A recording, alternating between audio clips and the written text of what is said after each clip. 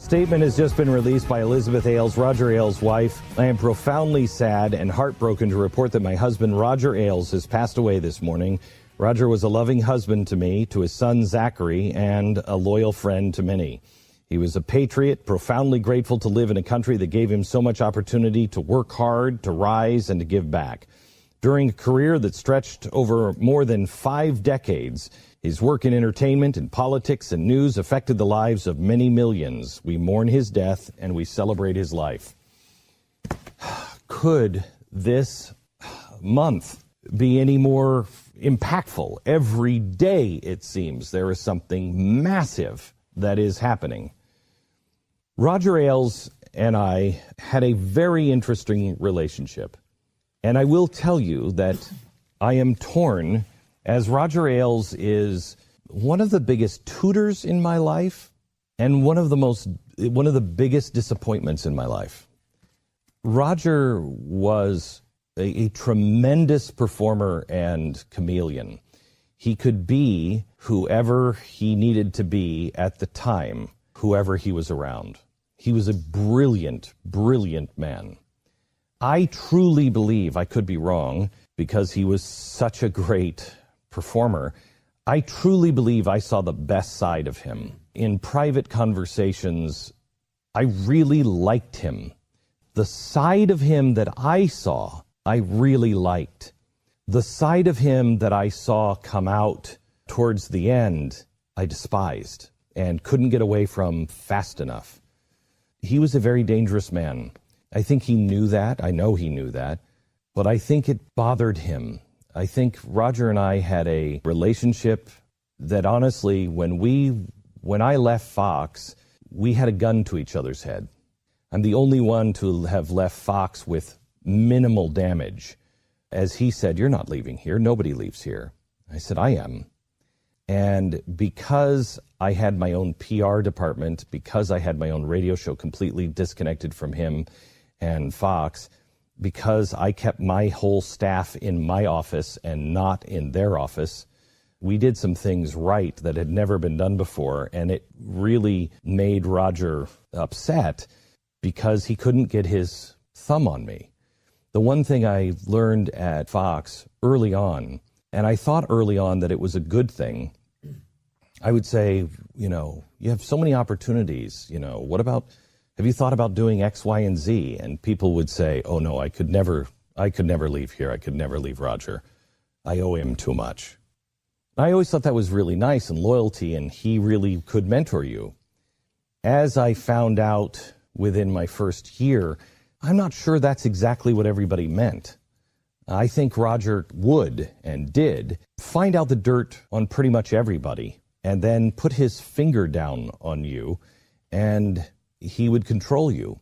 One of the reasons why I said no to him 3 times, and I didn't want to go to work at Fox News. At the time, we were talking about doing something and creating something for HBO, and I wanted to get out of news. Roger had called several times and finally met with me in Rupert Murdoch's dining room.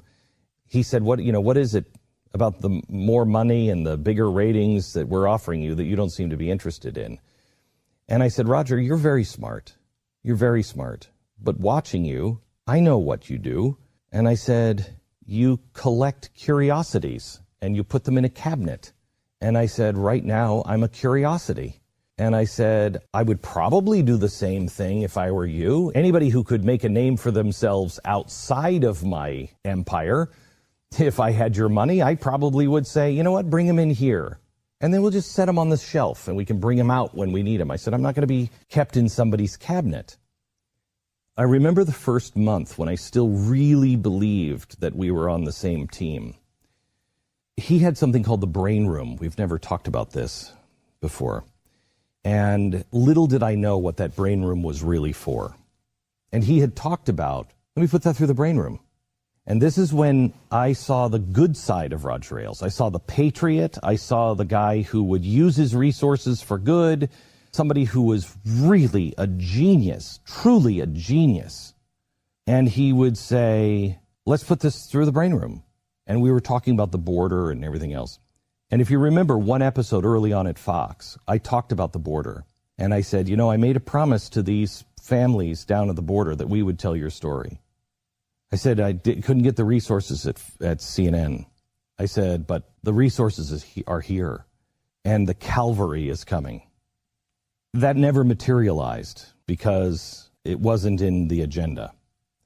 But the brain room had helped me on so many different things because we were looking at such complex figures. And what the brain room was, former cops, former investigators, IT people, you name it. And what they did was they would do research. Now, I thought they were doing research for all of us. Roger had given me access to an email and said, just send it to the brain room. Okay, I thought everybody did that. Well, I also was somebody who appreciates when people are doing hard work. And so they had just done something, I don't remember what it was, but they had tracked down something for me. And so I went into my office and I got a whole bunch of swag. I got a whole bunch of Glenn Beck stuff and, books and T-shirts and polos and caps and everything else.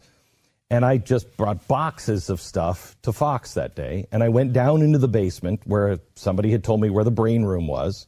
And it was just down this one hallway. And it had a combination lock on the door and a peephole. And I knocked on the door or rang the doorbell. And it opened like a crack. And a guy inside said, "Hey, Mr. Beck, how can we help you?"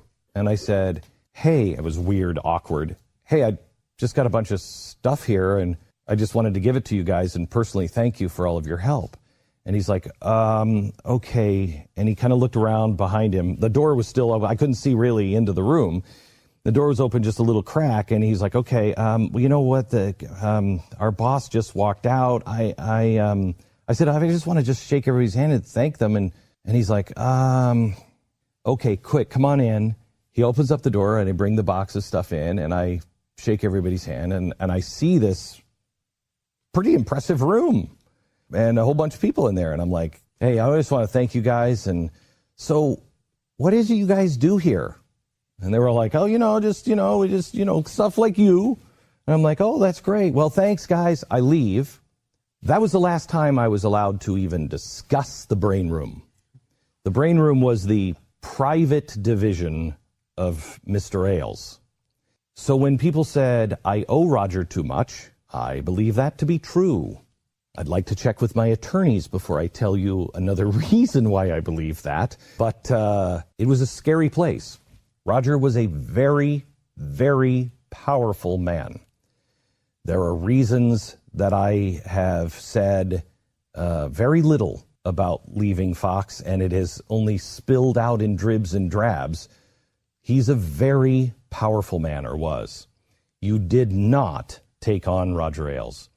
When I left Fox, we each had a gun to each other's head. I knew, because I had started the Blaze, and I knew that we had such power, and Roger knew I was smart and effective, and I also knew his power, that we walked out of the room the last time kind of smiling with little finger guns pointed at each other, figuratively, saying, we're going to play nice together, right?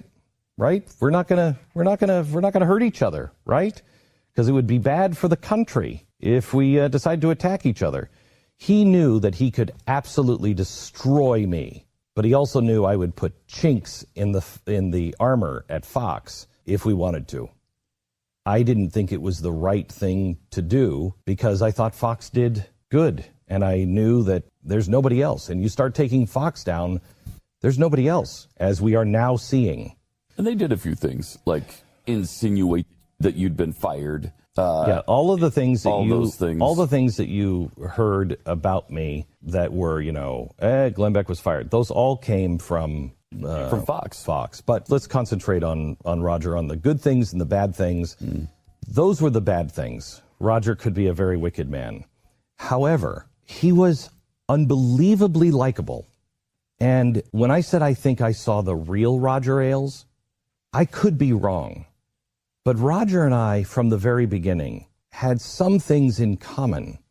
He was an optimist from Ohio. He was a guy who believed in the American people to an extent. He was a guy who, I think at one time, really wanted to do good. And I think he made his choice, maybe back in the 70s, that power is important and that you have to make compromises for power. And quite honestly, I think it bothered him to see me not make compromises. He tried to get me to compromise. I walked into his office one time, and I had found out that his brain room and a private investigator were doing investigations, looking into me, trying to find a thumb hold. And it was right after Restoring Honor. And my wife and I, who had already had people go through our garbage cans, laughed. Go ahead. I mean, guys, you can just knock on the door. I mean, we'll show you everything you need. Want to see our bills? Want to see, prescription drug bottles? I'll show you whatever you want. I'm clean. I'm open. And Roger called me to his office. He said, there's a lot of people that would like to see you fall. And I said, oh, I know. And he said, and there are a lot of people that are doing investigations on you. And I looked at him and I said, I know. And he reached down and he put a stack of probably about a foot tall of files on his desk that he had pulled out from his credenza behind him. And he put his hand on it. People are searching for everything on you. Now, I contend there was nothing but blank paper in that stack. And I had absolutely no fear because I know who I am. And I said, I know. Then he made the hair stand up on my neck. As he kind of just petted this stack, he said, you have such a good wife. And I said, yes, I do. And I moved up in my seat. And he said, it's always a shame when a man hurts his wife. And I said, yes, it is. And that's why nothing like that has ever happened. And then we went into a stare down for about 30 seconds. And he broke his gaze. He picked up his stack and he said, I know. And he put that away and he said, I'm just telling you to be careful.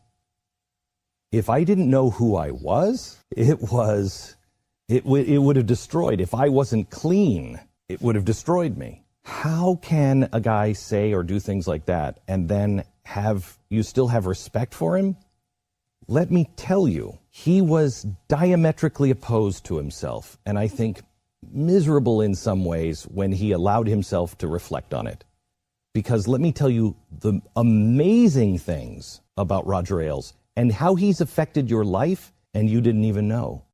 There were two Roger Ailes that I knew. And one was the guy who sat behind the desk and was the guy who made Mr. Potter look like a Girl Scout. Mr. Potter from It's a Wonderful Life. Yeah, he was a dangerous man. There was that guy, and then there was the guy who would say, come on over here and sit on the couch. After he would do something like that, and he would realize, I didn't win here, he would break. And I want to tell you the story of how I really first saw that break on probably one of the most important days of my life that you don't even know. Most important day of my life, or at least most important day of my career. And the key was Ronald Reagan.